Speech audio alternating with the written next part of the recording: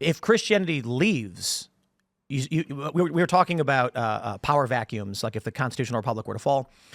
What happens to this country if Christianity, let's say Christianity overnight, within like the span of a few months, people just largely abandoned it and said, we're completely over this.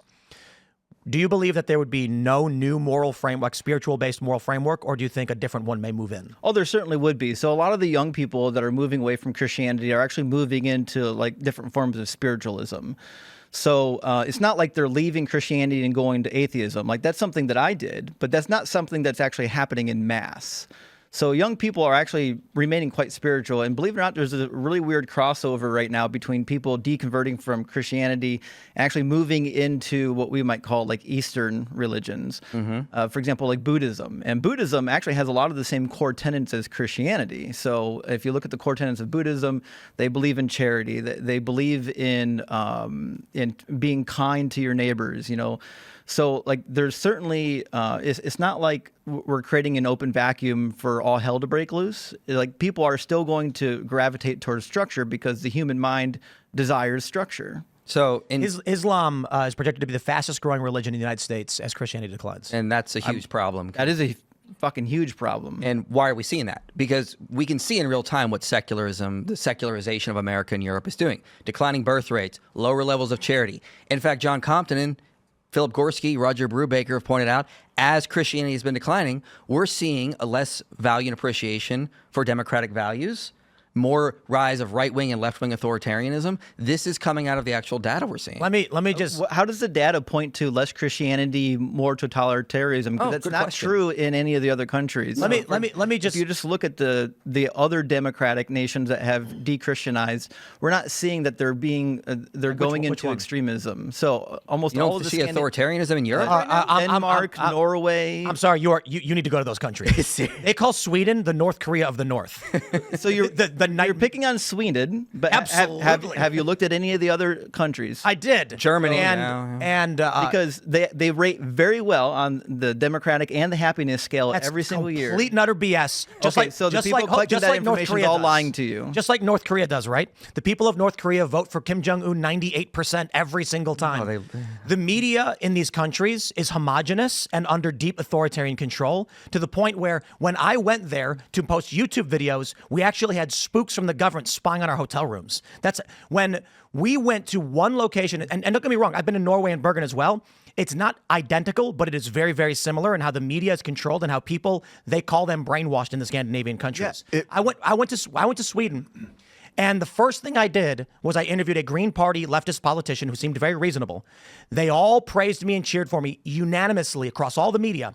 We went to Rinkeby, and we got attacked by the children of Somali migrants. I don't say attacked. They were screaming at us, and the police warned us they would start throwing stones, and they'd escort us out. I said, okay. When I tweeted that, instantly the entire media apparatus of the country turned on me. The entire narrative inverted, and they were saying I was a crackpot Alex Jones conspiracy theorist.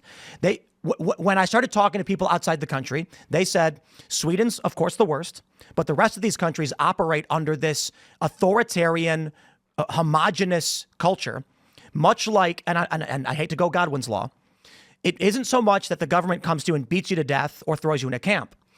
The homogeneity and the authoritarianism they have is if you speak out, you will have no money, you will have no home, and you will never work again.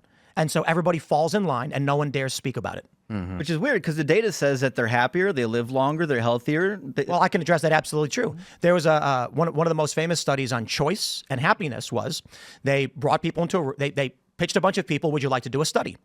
Everybody says yes, right? They get their two groups, a control group and their study group. And they said, the study is to fill out this questionnaire. When you're done, you'll get a free t-shirt. Whenever everybody fills out the questionnaire, what they didn't realize the real study was, as they're leaving, one group was handed a free white t-shirt. They said, thank you.